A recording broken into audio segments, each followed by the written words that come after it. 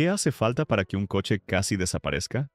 En los años 70, Detroit seguía produciendo millones de vehículos cada año. Sedanes enormes, muscle cars en decadencia, grandes coches de lujo intentando sobrevivir en un mundo que estaba cambiando. Pero escondidos entre esos millones, había coches que casi no existieron. Coches producidos en cantidades sorprendentemente bajas. Coches que llegaron en el peor momento posible. Coches que eran demasiado caros, demasiado potentes, demasiado extraños, o simplemente llegaron demasiado tarde. La década de los 70 no fue amable con el automóvil americano. La crisis del petróleo golpeó con fuerza. Las tarifas de los seguros se dispararon. Las normativas de emisiones asfixiaron la potencia. Y los compradores de repente dejaron de querer aquello que Detroit había tardado décadas en perfeccionar. Y en medio de ese caos, algunos fabricantes tomaron decisiones audaces, desesperadas o completamente equivocadas. Estos son los coches americanos más raros de los años 70, y algunos de ellos casi desaparecieron de la historia. 1974. Pontiac Firebird Trans Am, S de 455. Si alguien te dice que en 1974 todavía existía un verdadero muscle car, probablemente no le creerías, porque 1974 ya no era 1969. La crisis del petróleo había golpeado fuerte. Las emisiones estaban ahogando los motores. Las aseguradoras castigaban cualquier cosa con potencia real. Y aún así, Pontiac hizo algo casi irracional. Lanzó el Super Duty 455. Bajo el capó de este Trans Am vivía un V8 de 455 pulgadas cúbicas, oficialmente anunciado con 290 caballos. Pero esas cifras eran conservadoras. En la práctica, el S de 455 era mucho más fuerte de lo que los números sugerían. Tenía componentes internos reforzados, bloque mejorado, internals casi de especificación de competición. No era un motor maquillado. Era ingeniería seria intentando sobrevivir en una época equivocada. El resultado era sorprendente para 1974. 0 a 100 km por hora, en alrededor de 6 segundos y medio. Cuarto de milla en el rango de 14 segundos bajos. En plena era de motores debilitados. Y aquí viene lo importante. Solo se produjeron 943 unidades del S de 455 en 1974. Menos de 1000. ¿Por qué tan pocos? Porque era caro. Porque era difícil de homologar. Porque el mercado ya no quería pagar seguros absurdos por un coche potente. Porque el público estaba mirando hacia la eficiencia. Era un muscle car nacido en el funeral del muscle. Hoy, ese error de timing lo convirtió en leyenda. Un S de 455 bien conservado puede moverse fácilmente entre $120,000 y $200,000, dependiendo del estado y documentación. No es solo raro por número. Es raro porque casi no debería haber existido. Y eso es exactamente lo que lo hace perfecto para abrir esta lista. 1973 a 1974. Chevrolet Chevelle, Laguna S3. En 1973, Chevrolet todavía intentaba convencerse de que el rendimiento seguía importando. El problema era que el mundo ya no estaba tan convencido. El Laguna S3 nació con una misión muy clara: mejorar la aerodinámica para NASCAR. Su frontal rediseñado con nariz más suave no era solo estética, era funcional. Chevrolet estaba pensando en competición, en un momento en el que el público empezaba a pensar en consumo. Y ahí empezó el conflicto. Bajo el capó, todavía podías pedir el 454 cubic inch Big Block con cifras que rondaban los 270 caballos netos en 1973. Puede que el número suene bajo comparado con los años dorados, pero estamos hablando de potencia real bajo normas SAE Net, con muchísimo par disponible. Era un coche pesado, sí, pero seguía empujando con autoridad en línea recta. El problema no era el rendimiento, era el momento.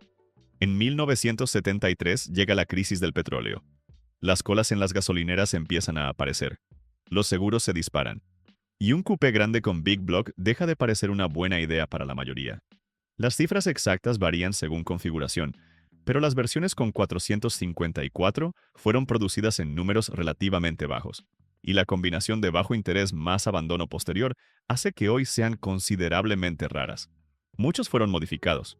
Muchos simplemente desaparecieron, porque durante años nadie los consideró especiales. Hoy, un Laguna S3 454 bien conservado Puede situarse entre $35,000 y $70,000, dependiendo de documentación y originalidad. No es el más caro de la lista, pero es uno de los más interesantes históricamente. 1975. Dodge Charger Daytona. Cuando escuchas el nombre Daytona, lo primero que viene a la mente es velocidad extrema, aerodinámica radical y dominio en NASCAR. Pero en 1975, ese nombre volvió en un contexto completamente distinto. El Daytona de 1975 no tenía alas gigantes, no tenía homologación para competición, no tenía un Hemi bajo el capó. Lo que tenía era un nombre demasiado grande para el momento equivocado. Basado en el Charger de mediados de los 70, este Daytona era más una edición estética que un misil de alto rendimiento. Bajo el capó, las opciones más comunes incluían el 360 V8, con alrededor de 175 a 195 caballos netos, cifras muy modestas comparadas con lo que el nombre sugería. El público que recordaba el Daytona original esperaba algo brutal. El público nuevo ya no estaba interesado en potencia. El resultado fue un coche atrapado entre dos generaciones.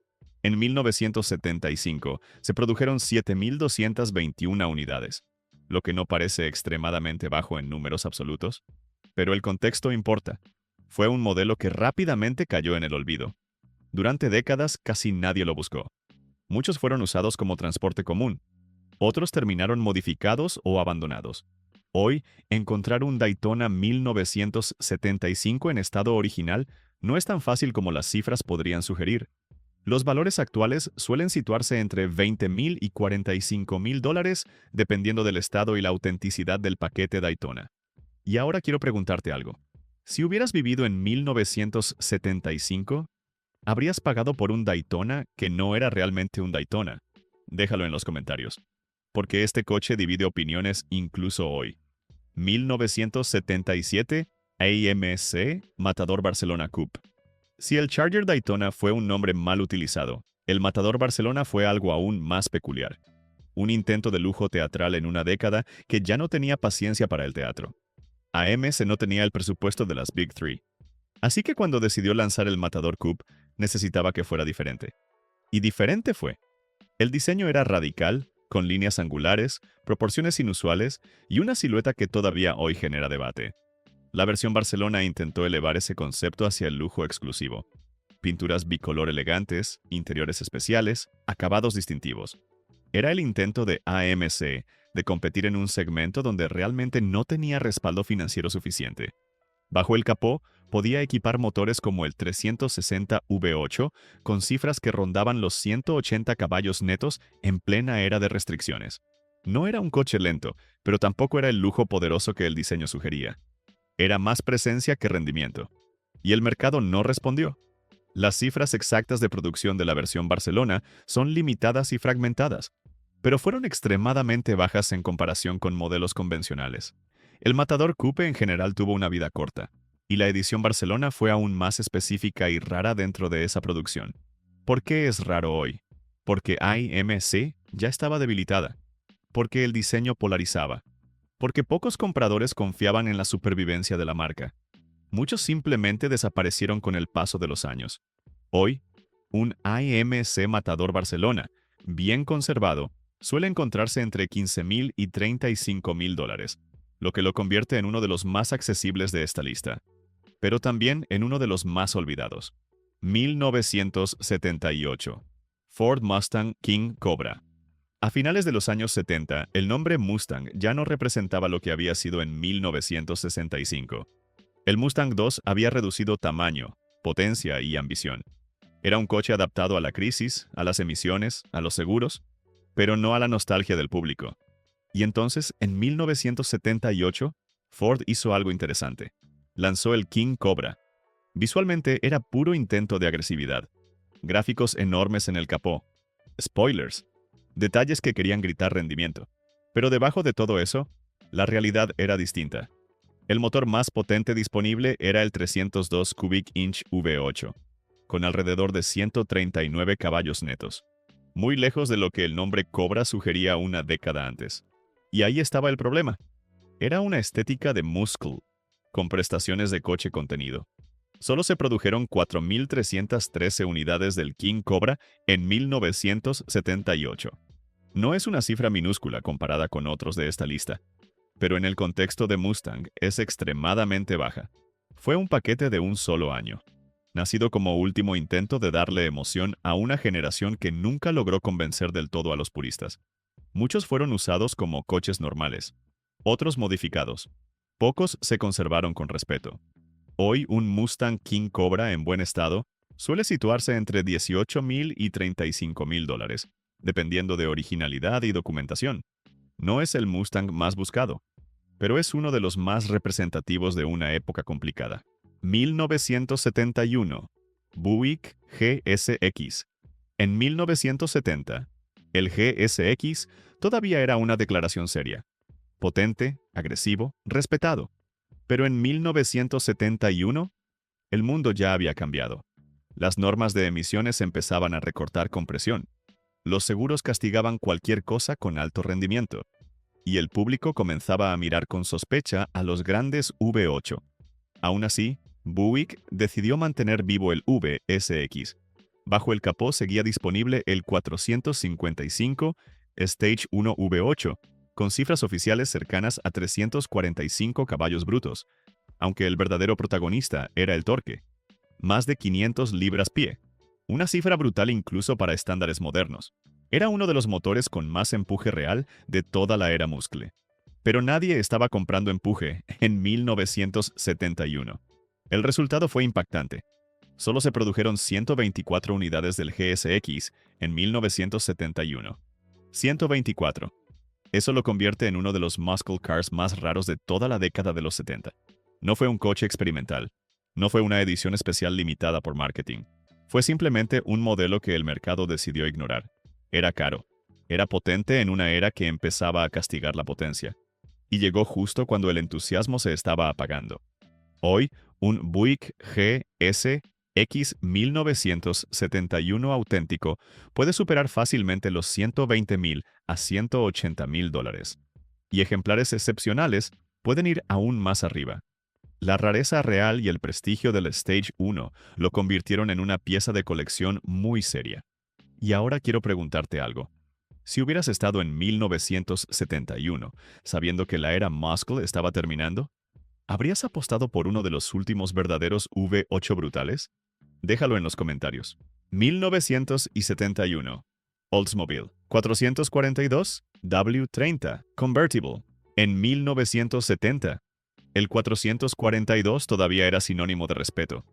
En 1971, era casi un acto de rebeldía, porque lanzar un convertible de alto rendimiento justo cuando el mercado estaba abandonando la potencia no parecía una decisión lógica. Pero Oldsmobile lo hizo de todos modos. Bajo el capó vivía el 455 Cubic Inch V8, con paquete V30, anunciado oficialmente con 350 caballos brutos. Pero como en el caso del Buick, las cifras no contaban toda la historia. El verdadero protagonista era el torque masivo, más de 500 libras-pie, entregado de forma brutal y constante. Era uno de los motores más contundentes que todavía sobrevivían en 1971. El problema era que nadie quería pagar por eso. Seguros altísimos, compresión reducida por emisiones, gasolina cada vez más cara y una década que empezaba a mirar hacia otro lado. El resultado fue demoledor. Solo se produjeron 110 unidades del 442 W30 convertible en 1971. 110. Eso no es baja producción. Eso es prácticamente desaparición inmediata. Y como muchos no fueron tratados como piezas históricas en su momento, hoy encontrar uno auténtico es extremadamente difícil. Actualmente, un 442 W30 convertible 1971 bien documentado puede situarse entre $150,000 y $250,000, dependiendo de originalidad y restauración. Algunos ejemplares excepcionales incluso superan esas cifras. Este coche no fue raro porque fuera experimental. Fue raro porque el mercado ya no estaba dispuesto a sostener lo que representaba. Un convertible de alto rendimiento, con uno de los últimos grandes V8 realmente intimidantes, en el momento exacto en que esa idea empezaba a morir. 1970 Plymouth Hemi Cuda Convertible. Hay coches raros, y luego está este. No fue un fracaso técnico, no fue un mal coche, no fue un experimento extraño. Fue simplemente demasiado. Demasiado potente. Demasiado caro. Demasiado radical para el momento exacto en que el mercado empezaba a colapsar. Bajo el capó vivía el legendario 426 Hemi V8, con 425 caballos brutos oficiales, aunque en la práctica era incluso más fuerte. 0 a 100 km por hora en poco más de 5 segundos. Cuarto de milla en el rango de 13 segundos bajos. En 1970 eso era territorio casi exótico. Pero había un problema enorme. El precio. Un Hemi Cuda convertible podía superar fácilmente los $5,000 en 1970, una cifra altísima para la época. A eso se sumaban seguros desproporcionados y la incertidumbre económica que empezaba a sentirse. El resultado es una de las cifras más absurdas de la historia del automóvil americano. Solo se produjeron 14 unidades del Hemi Cuda Convertible en 1970. 14. No cientos, no decenas. 14. Muchos fueron exportados, algunos desaparecieron. Durante años pocos entendían realmente lo que tenían enfrente. Hoy ese error de timing se convirtió en mito absoluto. Un Hemi Cuda Convertible auténtico puede superar los 2 a 3 millones de dólares en subastas importantes. No es solo raro. Es uno de los muscle cars más raros y valiosos jamás construidos. Los años 70 no fueron una década hecha para crear leyendas. Fueron una década hecha para sobrevivir. La crisis del petróleo, los seguros disparados, las regulaciones de emisiones ahogando la potencia, fabricantes confundidos, compradores cambiando de mentalidad. Y en medio de ese caos nacieron coches que simplemente no encajaban. Por eso se volvieron raros.